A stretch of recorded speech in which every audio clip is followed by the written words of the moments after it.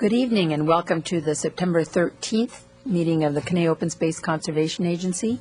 Will you please join me in the salute to the flag?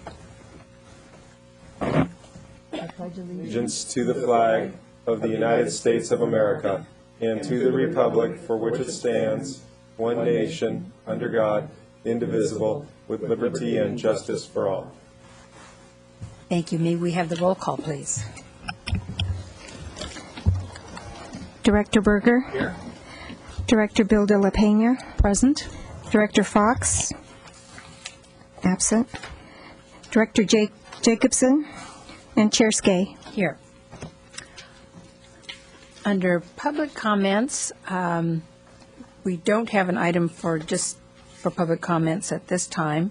Is there anyone in the audience who did wish to speak at this time? No. Consent calendar, we have the minutes of May 10th and August 2nd, special meeting. Move approval. Second. Any other discussion? Minutes stand approved. First action item is the 2006-2007 Cosca budget. Thank you, Madam Chair and members of the board. Attached to the staff report is the proposed Cosca budget for 2006-2007. And it contains a comparison to the figures approved by CRPD and the City of Thousand Oaks for 2005 and 2006. The proposed budget integrates the approved CRPD and city budgets for Cosca for fiscal year 2006-2007.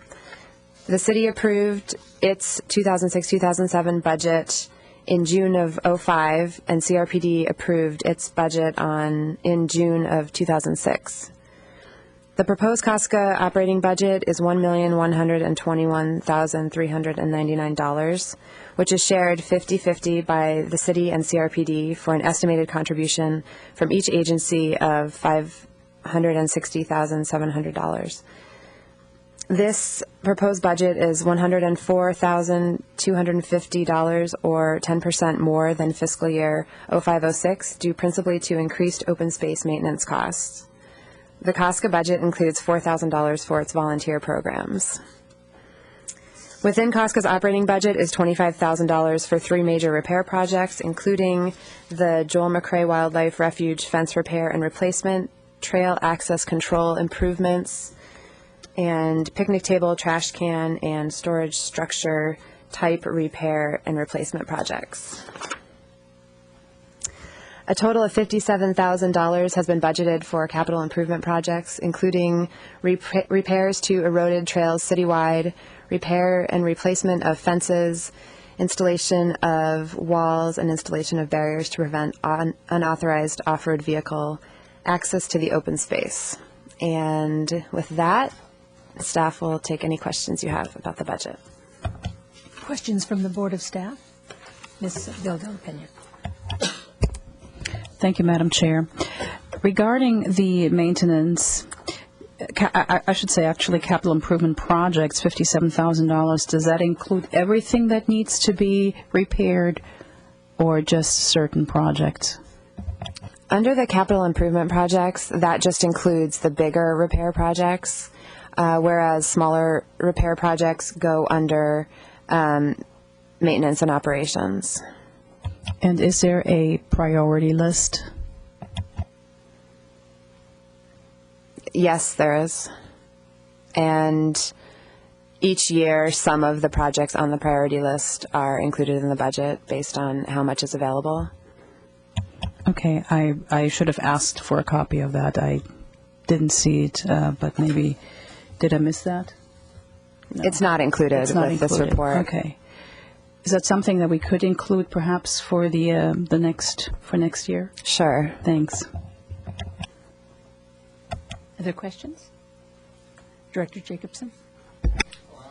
On the same subject, I believe we had a more detailed budget that was prepared for and submitted to the Park District for action, so we had that kind of information, and I would hope the city would also be provided with the same information that was provided to the district.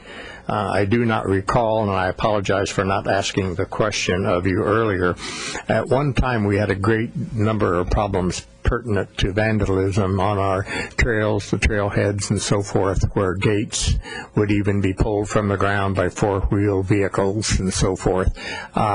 Do we routinely have a continuing problem or any vandalism problem of significant nature that maybe the board should be made aware of at intervals to see whether or not there may be some appropriate action to take, or can you respond at this time? And I'm sorry I didn't pre-prime you with the question. Perhaps Mr. Friedel can answer that question for you. Yeah, thanks, Director Jacobson. I would say that we don't have a noticeably large number of the repairs as a result of intentional damage or vandalism. It does happen, but I would say the vast majority of, say, fence repairs, for example, are the result of vehicles hitting fences throughout the community. That's a very common repair, and with the concrete fences that we do have, it's a fairly costly repair to do when we have to repair sections of fence. So we do try to find out who the owner was, who had the vehicle, and try to recover through insurance and so forth. But that ends up being one of the bigger ticket items for ongoing replacement projects. Yes, sir. It does bring a question to mind. Is it Cosca fence that's along Lynn Road as it approaches the freeway where it says the end of the trail, so to speak? Yes. Because that does get broken a lot. Is there something besides the cement we could use there? There are other materials you can use for fences. When you mentioned that, I drive by there all the time, and it's like, oh, man. Yeah. Mm-hmm. That has been an ongoing maintenance issue, I think, and I think that probably Cosca is open to, suggestions, or maybe we could discuss it with the board if, since the trail has sort of stops there for now. Right. What the possibilities could be for the future for that area. Let the record show that Director Fox has joined us. And on the issue of fence materials, that is something that staff could research if you haven't already, is other materials that might be a little less costly but equally aesthetic, treated. You can get treated posts that may have not quite the same look as the concrete posts, which do look like split rail. The nice thing about the concrete is it doesn't burn. So in the more fire-prone areas, it might be a good investment. Okay, other questions on the budget? I did want to ask on the under the capital outlay, it's not a very big amount. What was that? Was that for materials, or did you have a specific project in mind?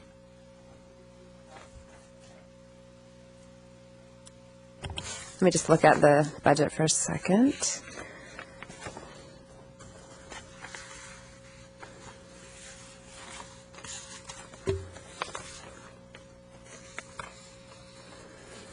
It was for communication materials, including handheld radios and a repeater, and let's see, mountain bikes for the Rangers. Patrol and enforcement related. Mm-hmm. Very good. Okay, yeah, radios are extremely important, and they do need to be replaced occasionally too. All right, any other questions on the budget? What's the board's pleasure? Mr. Berger? I'll move approval. And seconded by Director Bill De La Pena. Any other discussion? All in favor, please say aye. Aye. Aye. Any opposed? Okay. Let's go on to item 5B, which is a consideration of a resolution in support of the November 2006 statewide ballot initiative, Proposition 84. That's the Clean Water, Parks, and Coastal Protection Bond Measure. Mr. Town. Thank you, Madam Chair, members of the board. This item involves a resolution in support of Proposition 84, which is named the Safe Drinking Water, Water Quality and Supply Flood Control River and Coastal Protection Bond Act of 2006. more commonly known as the Clean Water Parks and Coastal Protection Bond. Staff is recommending that the board consider supporting this bond for several reasons. First of all, it would provide funds for water quality and quantity protection statewide, as well as habitat protection statewide. It would also provide funds for competitive grants that Cosca may be able to apply for in the future. And we have a list of the categories of potential grants on page 10 of your packet. At the top, the bulleted items, and just to mention a few, they include habitat protection, removal of non-native and invasive plant species from riparian corridors, urban stream restoration, wildlife corridor protection, a reduction of stormwater contamination from urban streams, and oak woodland protection. So there are a number of categories that will be subject to competitive grants if this were to be approved that we could apply for. The third reason that I wanted to mention that staff supports this item and recommends your support is that voters in California have approved a number of propositions over the last 10 years for water quality and parks, propositions 12, 13, 40, and 50. But those are by and large drying up, so large sources of funding in the future for habitat protection and water quality protection are not on the horizon in the way that we've seen them in the past 10 years. And this is a significant proposition. This is $5.4 billion, so it's a very large amount. It is one of a number of propositions that voters will be seeing in November. This will be, again, on the ballot on November 7th. It requires 2/3 approval for it to pass. And should the board support this, staff has included the draft resolution for it on pages 11 and 12 of your packet. And I should just note that it is already on record as being supported by a number of parties in a bipartisan way, including the governor and a number of water agencies, conservation agencies, and so forth. So I'd be happy to answer any questions about this item. Questions for Mr. Town? Also, among the endorsers, as you mentioned, there's the Association of California Water Agencies, which the Nature Conservancy, Trust for Public Land, Los Angeles Chamber of Commerce, a number of building industry organizations. So as you said, it is across the board support for this this measure. I don't know of any organized opposition at this time. No, I don't either. And also as of Monday, the California Chamber of Commerce also went on record in support. So. Okay. And I would certainly echo your comments. This is an extremely important measure to all of us that care about clean water and watershed protection and wildlife and park protection as well. Any other questions from board members or a motion? Yes, Director Bill de la Pena.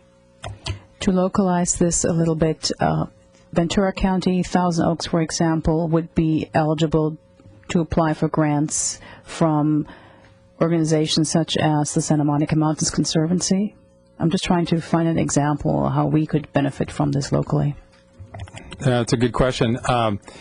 Maybe if I could draw your attention to page 15 of the packet, there's a list of all of the funds that are included in this Proposition 84. And I've looked at each one of these, and the full text of the proposition is also, of course, in your packet. But just a few examples. The Santa Monica Mountains Conservancy, for instance, would receive funds as part of that fourth bullet item, regional conservancies. Most of those are for the LA watershed, but that is one potential source. The next bullet item where it says other projects, for instance, California Conservation Corps would receive $45 million on a statewide basis out of that 189. And of the $45 million, $25 million of that is already earmarked, should this pass, for grants to local agencies. And we work with the CCC a lot on non-native plant removal, trail projects, and so forth. Stormwater pollution prevention, that's the bullet at the bottom of the protection of rivers, lakes, and streams category. That's an item that would allocate $90 million to the state Water Quality Control Board for stormwater contamination prevention, and I think all the board members are aware that that, for instance, is another issue that we have with stormwater runoff getting into Wildwood Creek, Lang Creek, and our other waterways, of course, the Arroyo Conejo. Then moving down, indirectly, it would provide $400 million in grants and competitive grants to local and regional parks. That's the item under sustainable communities. And then probably the most applicable to us is the second to last item where it says forest and wildlife conservation. The line item wildlife habitat protection includes $135 million to the Wildlife Conservation Board.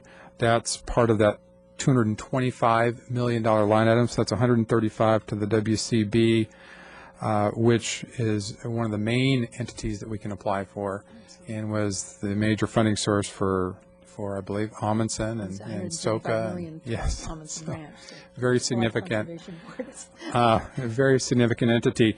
And then also, actually, the forest conservation item, the next one, the $180 million item, is also an allocation entirely to the Wildlife Conservation Board.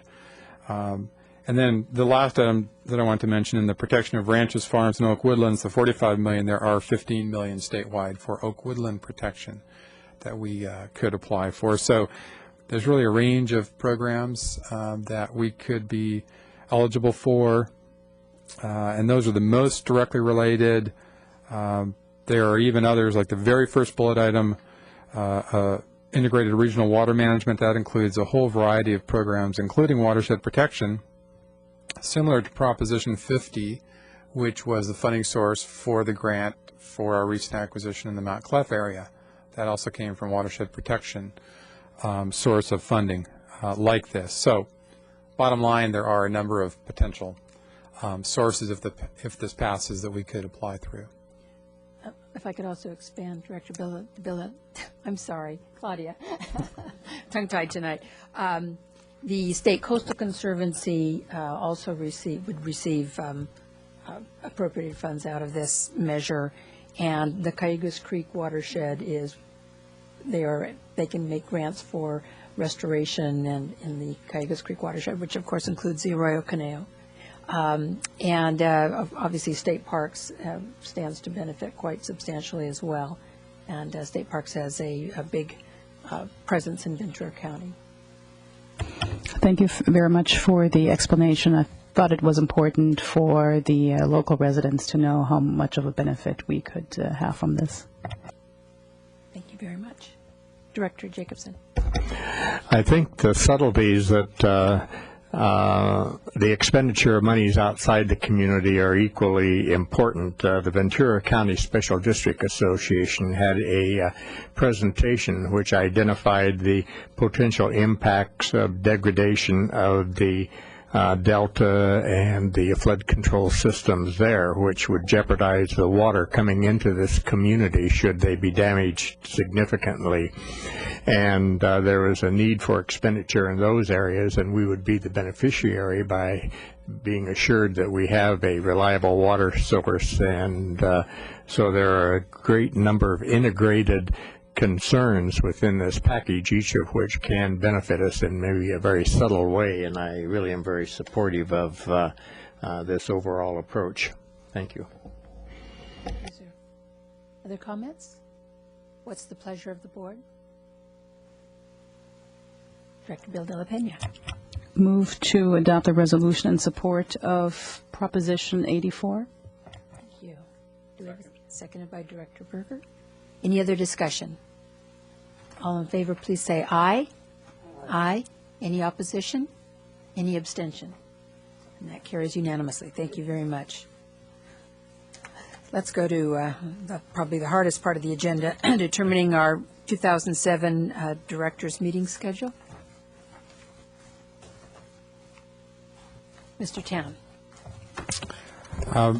This schedule is based on work the staff has done to try to accommodate the board's various obligations. As you can see, it's a very straightforward schedule every other month on the second Wednesday, starting in January, which is our typical schedule. So we would, of course, have special meetings in addition to this as needed, as we typically do once or twice a year. But hopefully this meets with the board's approval. I got an email from Shirley Oren asking if we could change the 11th to the 18th. Was I mistaken on that? Was there a change on that? Of July, excuse me, the 11th of July to the 18th? We were looking at an alternate date for that month, July 18th, as a possible alternative to July 11th, because we did have at least one conflict on the board. So staff is flexible, can meet with the board either of those two dates. So we should keep it on the 11th, and I should move it back? I believe, Chair Skade, did you have a conflict with the 11th, with July 11th? Possibly, but let's keep with this. And Okay. I didn't mean that, but I changed it in my calendar already, so. Oh, I just was informed by Ms. Austin that one of the conflicts, as it turned out, with the 18th was that this room is not available for that evening, so we would have to go elsewhere, and that's always a bit of a challenge. So why don't we keep it on the 11th of July? Other questions? Problems? Okay. Do we have a motion? Second. And seconded. Thank you. Any other discussion? Any opposition to the motion? Hearing none. Oh, you oppose? No, Director Jacobson? Maybe I should just say. I'd like to alert staff and the board that I have a conflict on September 2000 when the hearing to so if there are any other board members or if staff because need to change that they be aware that the date is not potentially it's not a good date. Of this year. Okay. Well, let's vote on the motion. All in favor of the 2007 schedule, please say aye. Aye. Aye. Any opposed? Okay. Thank you very much. Do we have, can we have the report on this beautiful mapping project?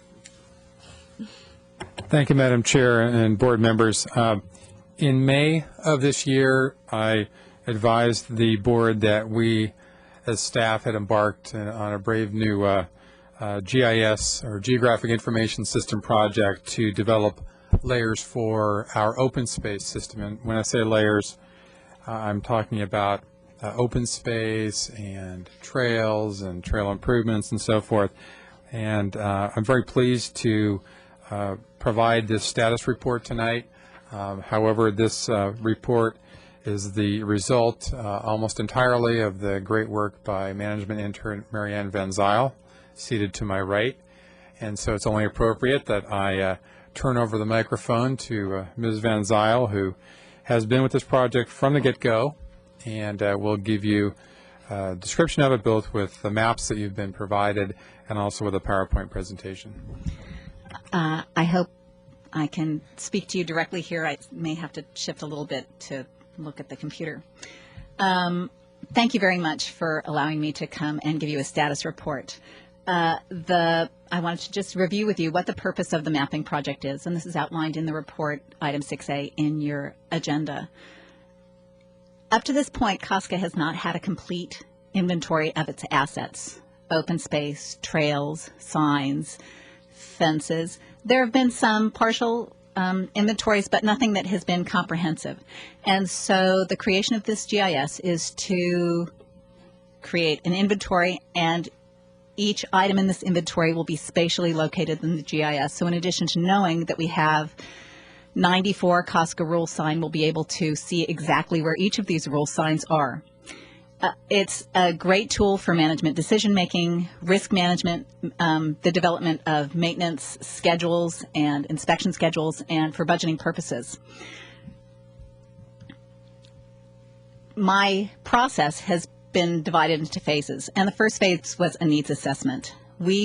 Mark and I met with the CRPD management staff, we met with the Cosca Rangers, we met with the National Park Service, we met with staff in Public Works to get an idea of what they would like to see a GIS do, and to get to share information, to see if they had any information that we could input into the GIS to make it complete.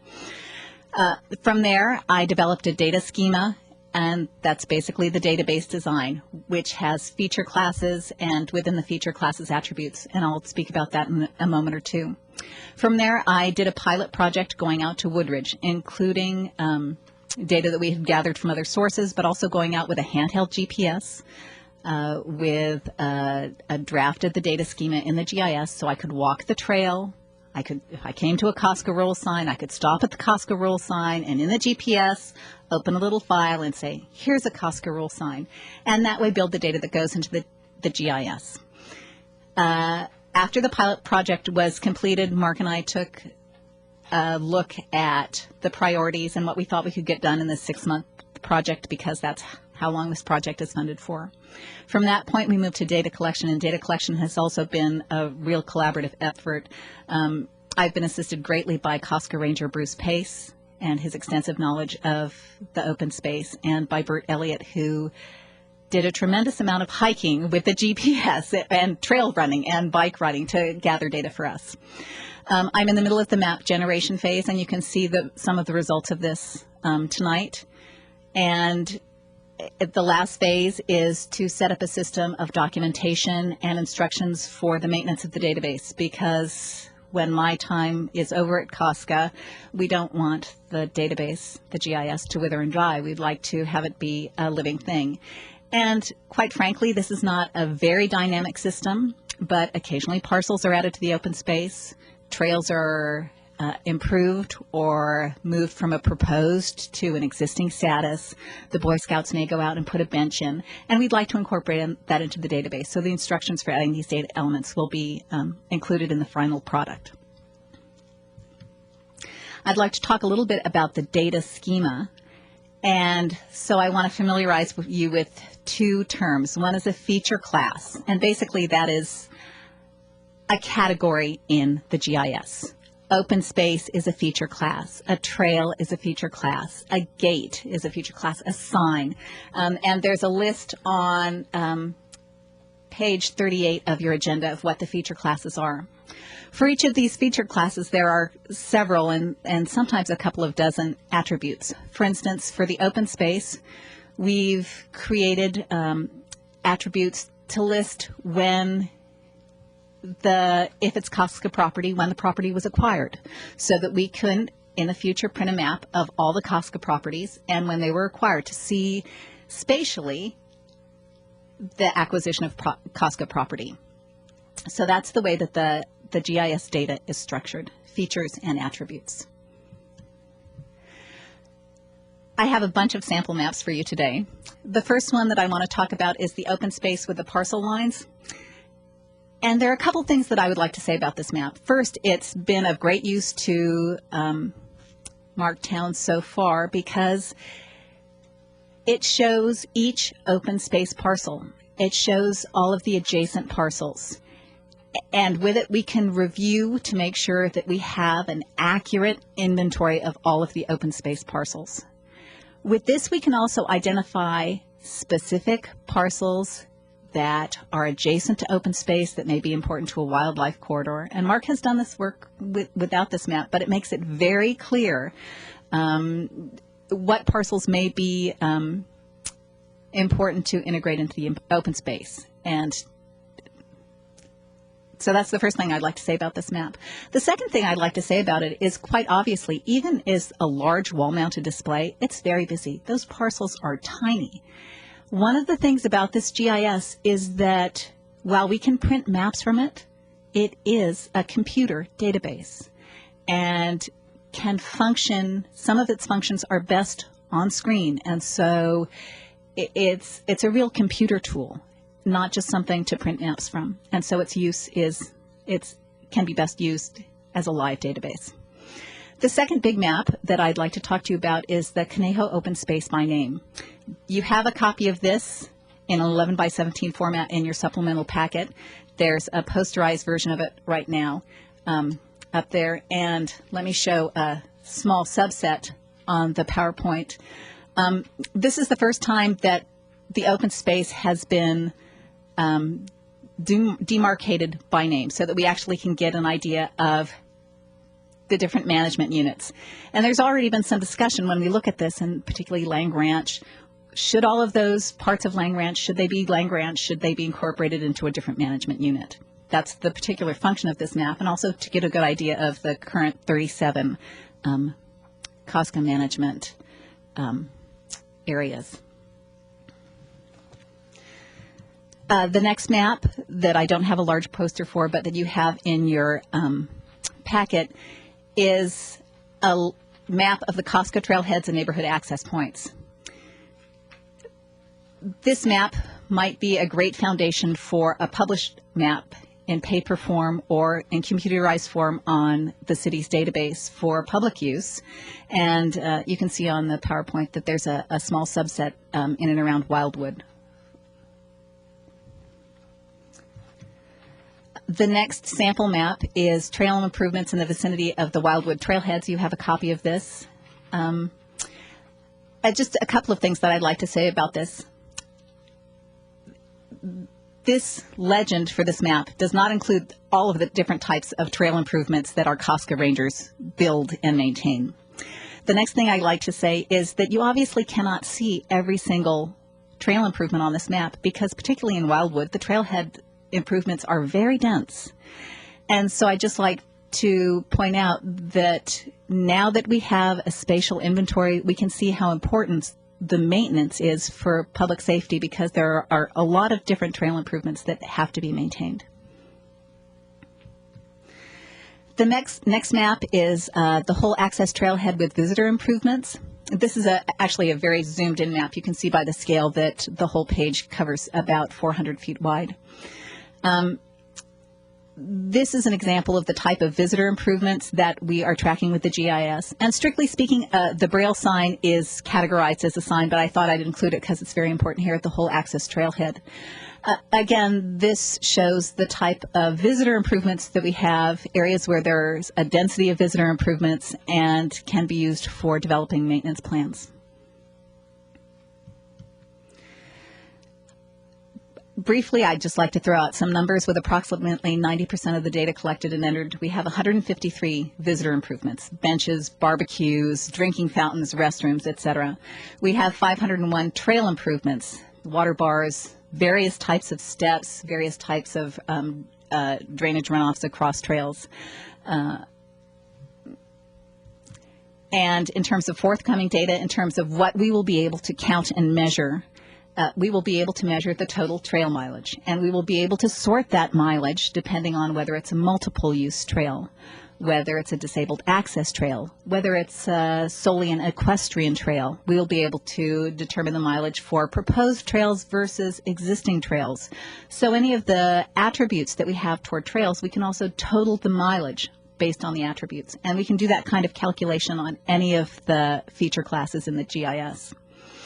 We'll be able to look at total fence length. We'll be able to display on a map where all of the concrete fences are, where are the 2 rail wood fences, and get a total calculation of the number of feet of each of these fence types.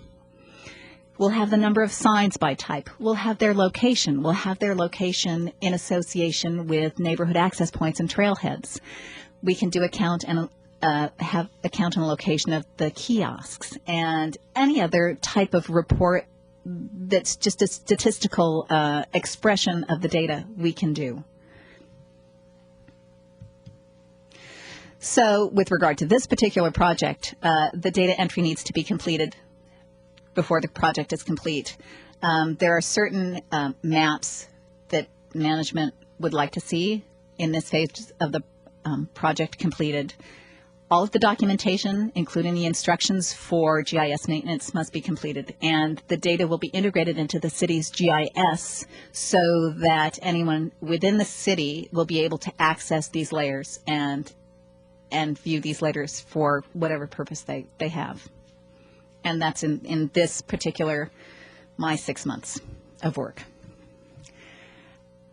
When the project is completed, the completed GIS will be presented to all of our collaborators, CRPD, the Cosca Rangers, the National Park Service, and the finalized data will be presented to you, the Cosca Board, and we're presuming that will happen at the November meeting. I keep harping on this, but this is my 6-month project. When this project is done, there are a lot of ways to use this GIS as a foundation for building other tools. We can include easements, brush clearance easements, open space easements, trail easements. We can develop an analysis tool to track encroachments using aerial photography. We can build little polygons that show perhaps the main areas of encroachment in our particular neighborhoods where there's a problem with encroachment. We'll be able to develop a trail and asset maintenance and inspection schedule. Right now, well, that's what I'm going to say. And it's possible to write geoanalysis reports on an as-needed basis using spatial analysis. How many miles of trail are within a half mile of a trailhead or a neighborhood access point? How many miles of trail are more remote? Those kinds of spatial analysis that might help in deciding where trails need to be built, what trails require more maintenance, etc. And so I think that's the end of my prepared presentation. I'd be very happy to accept questions from the board. Thank you so much, Ms. Van Zyl. Director Berger. Are you going to do all 15,000 acres? All 15,000 acres in terms of the open space are complete.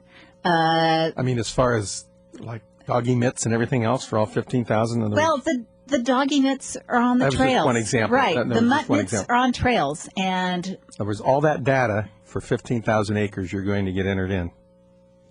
Our hope is to have 90% completion Wow. on the things such as mutt mitts. I'm very impressed. But the mutt mitts are often associated at trailheads. Yeah, I just use that as an example. Right. Because, and so many of the improvements are at trailheads and neighborhood access points, at places where people access the open space, and that's very easy to catalog. With regard to the trails, there are some trails that have a higher density of trail improvements, Wildwood, Los Robles. Those have been walked, or I've gone over with Bruce Pace, his eyes, looking at the aerial photos. Okay, we have stairs there. We have a drainage dip there, so that the places where there's high density, we have gone over bit by bit. Director Bill de la Pena. When did you say your internship is over? We're kind of counting the hours. Somewhere the last week in October. And I want to say that the documentation, I've been writing documentation as I've gone along, and instructions for GIS maintenance as I've gone along. While I was on vacation, Ms. Austin did some of this already herself, so we're on our way. So Ms. Austin would be the backup or take over once you leave? That's not my place to say. I know that Shelley has experience with GIS and is extremely competent. Well, Marianne, I must say I'm thoroughly impressed with the work that you have done thus far. I'm really rendered speechless with the detailed information that you've been able to gather, along with the cooperation of staff as well. This is very impressive. I mean, I don't know what we're going to do once you leave, but I'm sure Mr. Town is also quite relieved to have this in our system now. This will be extremely helpful to visitors to Thousand Oaks as well as to residents to finally find out exactly where is and so forth. So thank you very much for an excellent job. And I can say that my intention is to leave this in a place where it can be maintained and leave detailed instructions. But it's also important that Cosca has the resources to do the work, because it quite frankly is something in addition to the work that they already do. Director Jacobson. As the rest of you will discover, with the addition of age, there's sometimes a loss of retention. So I would like to ask that your PowerPoint presentation material be put into a packet that could be added to this information, because it describes the basis for your study, and it will allow us in the future to determine where we stand on the need for further studies and what have you, if that could be provided to the board members. I would be quite happy to do that. The PowerPoint very closely mirrors the text of the report, so I think that you will find that useful as well. Fine, thank you. Additionally, in the past, we have had problems with encroachment where we've had potential or actually litigation with people who are hurt or where we've had injury and so forth by use of inappropriate objects on our particular property. Do we have an existing policy either within Cosca or the city which identifies how those encroachment problems are resolved, either through the mediation or remedy of a problem or the rental of encroached properties to property owners? I know everyone takes pride in the open space, some to the degree that they'd like a lot of it to be used in their backyard and what have you. But do we have any type of a policy on that? We're actually right in the middle of developing a draft policy for the board. In fact, we also have an intern, Lindsay Workman, who's a graduate student from California Lutheran University, who's helping staff on this exact project right now. And so we anticipate this being on the agenda in some form at your November meeting. It's a very significant issue that staff is researching in terms of how other agencies statewide are dealing with it. We've gone through aerial photos and are developing a list of potential cases. We're working closely with Mr. Heher and the City Attorney's Office on this project. So yes, we are developing that policy right now, and in fact, GIS, good aerial photography, is really the foundation of it, so that we have a clear idea what's going on relative to parcel boundaries. Thank you. Other questions or comments? Thank you very much. Indeed, I think we're all just stunned. It's so impressive, and I know it's going to be a terrific tool for our rangers as well as the planning staff and for the general public. And I'm sure it'll make Shelley's job a lot easier. Thank you very much. Thank you. Can we have a report on the City of Thousand Oaks purchase of the Montclef Ridge property? Thank you, Madam Chair. I imagine the board is already aware of this acquisition, but I just wanted to really use this as an opportunity to thank the board for its support in this project.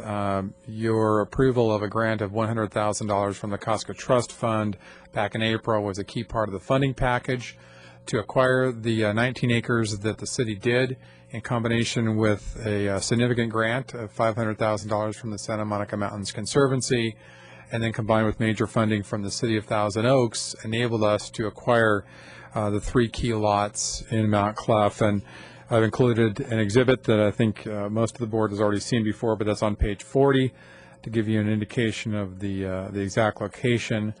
And so anyway, the city did take title to these parcels in early August, so they are now not only a goal, but in fact are part of our open space system, and I'm pleased to say they are included in all of the maps that you have before you tonight. So in any case, thank you again on behalf of the Cosca staff.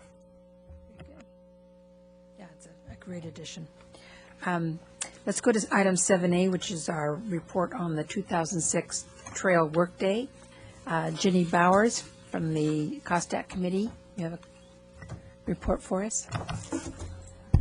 Good evening, Jenny Bowers, Newbury Park event coordinator for Trail Workday, which you may have seen this posted in the kiosk outside. This year, our annual Trail Workday, which is actually our 17th year, is October 21st with the rain date of the 28th, and it will be at the Caneo Community Center, which is the same place we've had it for the last 5 years or so, which is down by the Botanical Gardens. And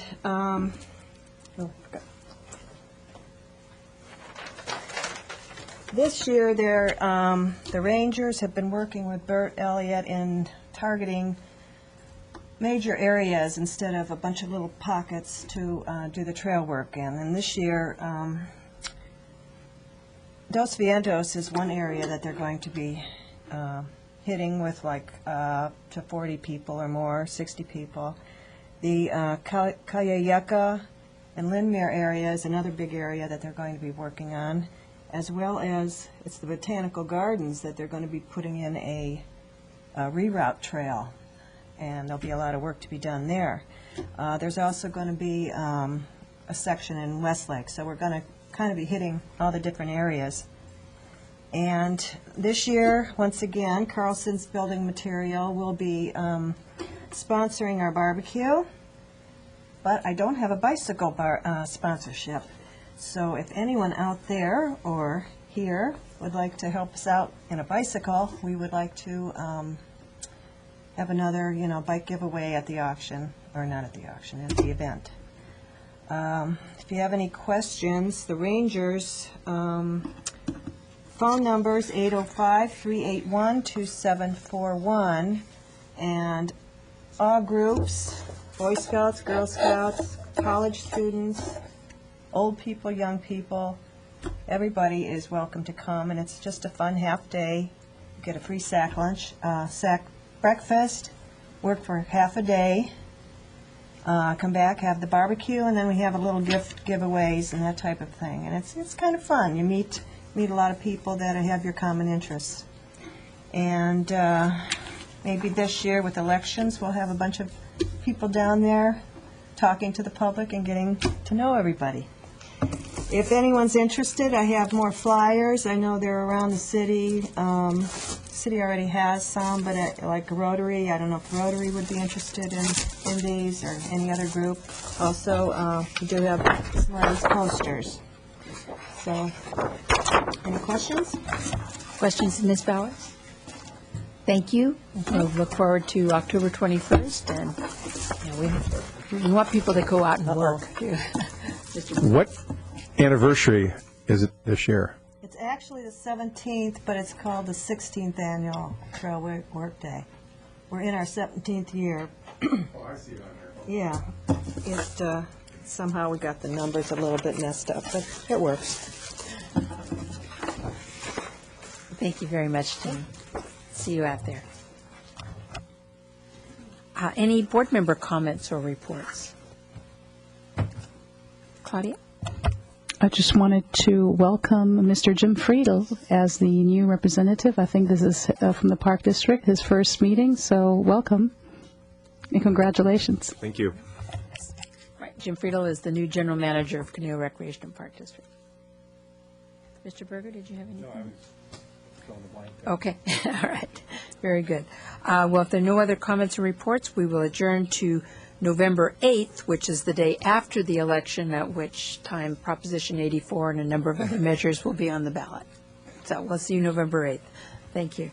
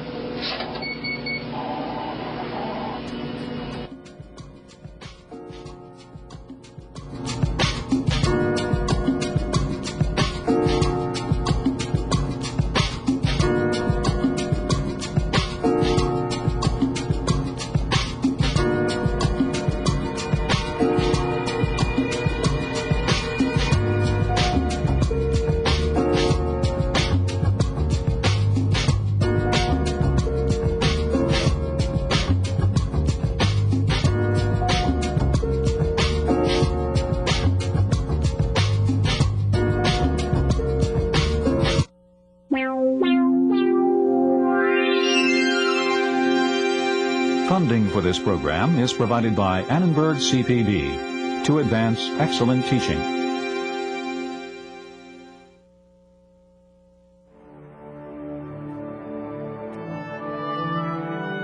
People were really quite frightened who were living in America in the mid-19th century. They felt that it might be an experiment gone horribly wrong. And our writers explored that fear. By heaven, man, we are turned round and round in this world like yonder windlass, and fate is the handspike. What is it? What nameless, inscrutable, unearthly thing is it? What cozening, hidden lord and master and cruel, remorseless emperor commands me? When you look at what Melville says, when you look at what Hawthorne says, when you look at what Dickinson says, you see them saying over and over again, there's good reason to be afraid. We should be afraid. We can't trust the universe, and we really can't trust ourselves either.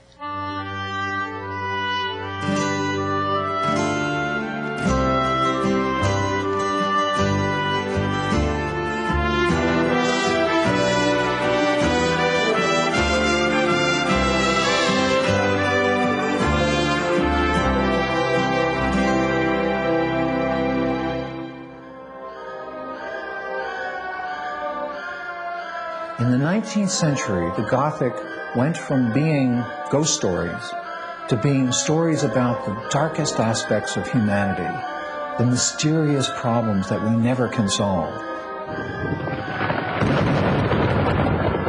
Amidst the turmoil of the 19th century, some of American literature's greatest writers emerged. Nathaniel Hawthorne, Herman Melville, and Emily Dickinson used the Gothic devices of terror, mystery, and excitement to cross the line between good and evil, between the known and the unknown, between this world and the next. In a framework that gripped the reader's attention, these authors probed their nation's demons and their own.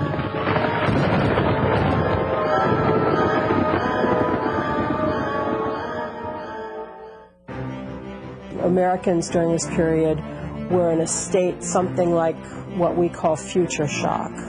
Change was so rapid. Americans are committed to the notion of themselves as the forming of a perfect union based on choice, on the free choice of the citizens.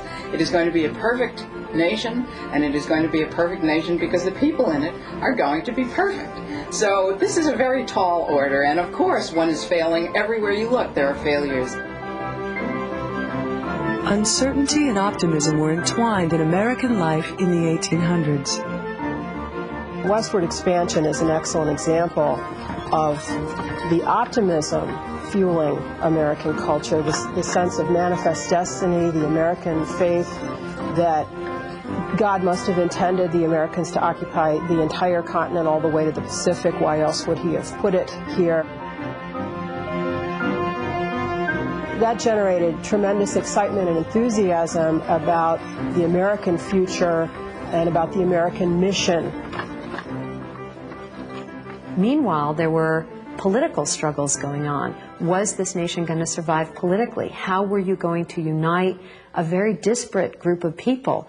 And how were you going to deal with divisive questions like Indian removal and slavery?